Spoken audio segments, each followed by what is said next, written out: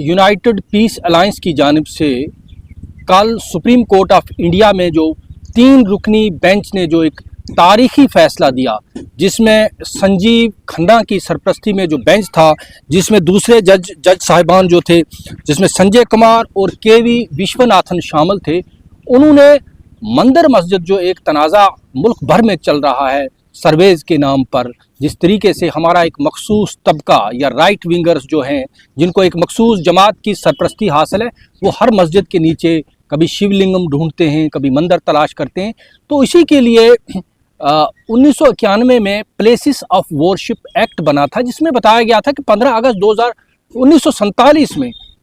जो वहाँ पे मंदिर था, जो मस्जिद था, जो गुरुद्वारा था, उसी हालत में रखा जाएगा। लेकिन बाबरी मस्जिद को उस एक्ट से बाहर रखा गया था। लेकिन जो हाल ही में chief justice of India retire हुए हैं DY चंद्रचूड़, उन्होंने एक तनाज़ा खड़ा कर दिया उस वक्त जब मई 2022 में उन्होंने ज्ञानवापी जो है मस्जिद के मसले में जो है सर्वे का ऑर्डर दिया और कहा जी सिर्फ हम हकाइक मालूम करना चाहते हैं। उसके बाद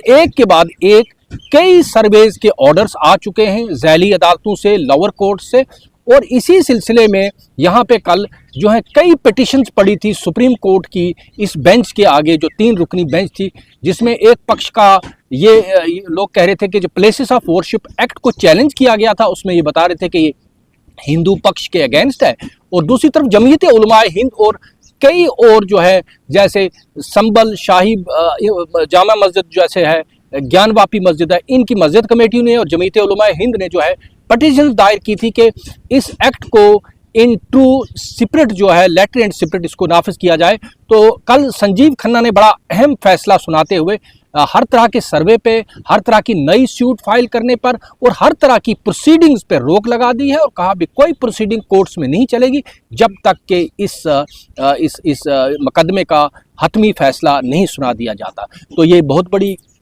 पॉजिटिव डेवलपमेंट है, क्योंकि कल तमाम ऐसे कंसर्न सिटीजन भारत भर के वो अपनी सांस रोके हुए थे कि सुप्रीम कोर्ट का फैसला क्या आ जाएगा। अगर सुप्रीम कोर्ट जाहिर है इस तरह का कोई मुझे लगता कि गलती कर देता तो एक बहुत बड़ा पेंडोराज बॉक्स खुल जाना था और हर जगह सर्वे, हर जगह कभी जामिया मस्जिद की सीढ़ियों में, कभी अजमेर शरीफ की दरगाह में। तो इस तरीके से एक टेंशन, एक पोलराइजेशन और एक तरह से जिसको खाना जंगी कहा जाए, खाना जंगी की तरफ जो है मुल्क बढ़ रहा था। तो हम इस सुप्रीम कोर्ट के इस फैसले को का खैर मकदम करते हैं, इसका इस्तकबाल करते हैं, सुप्रीम कोर्ट को थैंक्स कहते हैं। और सुप्रीम कोर्ट ने कल जो है भारत सरकार को 4 हफ्ते का नोटिस दिया और उनको कहा कि अपना हलफनामा दायर करो कि आपका इस बारे में क्या मौक़िफ़ है। अब क्योंकि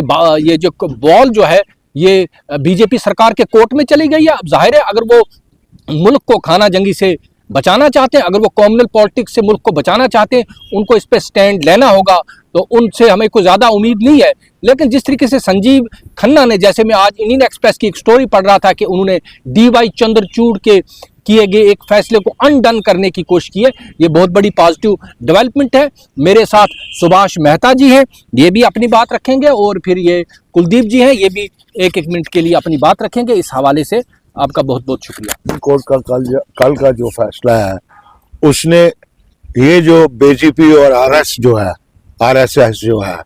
वो गंगा जमनी तहजीब को ही खोदने के चक्कर में पड़ी हुई है, जिससे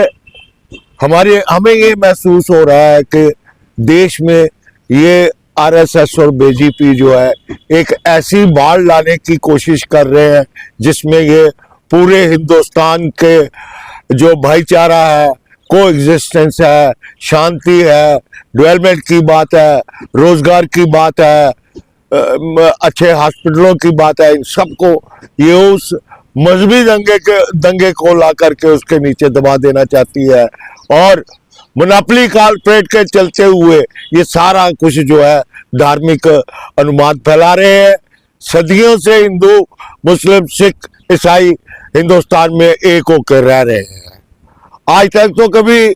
मुगलों ने भी ऐसे कमल काम नहीं किए जो ये RSS और BJP कर रही है। इनका बेसिक एजेंडा जो है वो गोलगप्पर की किताब है, जिसमें उसने कहा है कि मेरे 2 ही दुश्मन हैं हिंदुस्तान के, एक मुसलमान और एक कम्युनिस्ट। ये दोनों को खत्म करना चाहते हैं, लेकिन प्रकृति के नियम अपने हैं और संविधान देश को चलाने के लिए एक संविधान है। देश संविधान से चलेगा, भगवान से नहीं चलेगा, धर्म से नहीं चलेगा। जो लोग इसे धर्म और भगवान के नाम पर चलाना चाहते हैं वो देश के दुश्मन है, राष्ट्रद्रोही है। हम उनको कंडेम करते हैं और सुप्रीम कोर्ट के फैसले का स्वागत करते हैं। धन्यवाद। आज हम और जो हमारी टीम है यूनाइटेड पीस अलायंस की, हम उस एपेक्स कोर्ट के जो फैसला है जिसमें उसने और रिलीजियस जो एक्ट 91 को मद्देनज़र रखते हुए जो